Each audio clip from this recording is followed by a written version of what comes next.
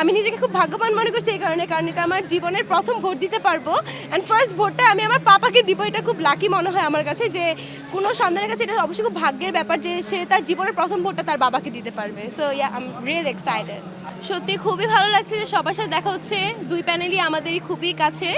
আর শিবাশানু uncle এবং জয় চৌধুরী আঙ্কেলের panel থেকে পাপা দাঁড়িয়েছে। আমি এই প্যানেলটার জন্য আপনাদের কাছ থেকে দোয়া চাচ্ছি যেন এই প্যানেলটা খুব সুন্দরভাবে বিপুল ভোটে জয় হয়, এবং দুই প্যানেলই আমাদের কাছে খুব ভালোবাসার প্যানেল।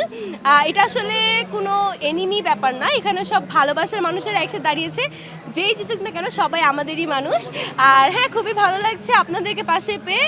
ইনশাল্লাহ আশা করা যে ইলেকশনটা খুব সুন্দর যাবে।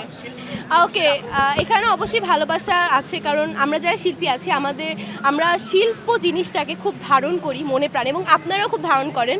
বিধায় আপনারা খুব ডেডিকেশন নিয়ে সাংবাদিকতা করছেন, আমরা এরকম ডেডিকেশন নিয়ে শিল্পী সত্তা থেকে আমরা অভিনয় করার চেষ্টা করি, এবং আশা করি আপনাদেরকে খুব ভালো ভালো কাজ আমরা উপহার দিতে পারবো। আর যেহেতু আমাদের সত্তাটাই শিল্পী সত্তা, তাই যখন আমরা পাপা আগে চলে গেছে। আচ্ছা, সো যেহেতু এটা শিল্পী সত্তা, সত্যি খুব ভালো লাগছে। পিছনে আছে আমার পাপা, সো আরও বেশি ভালো লাগছে। Thank you.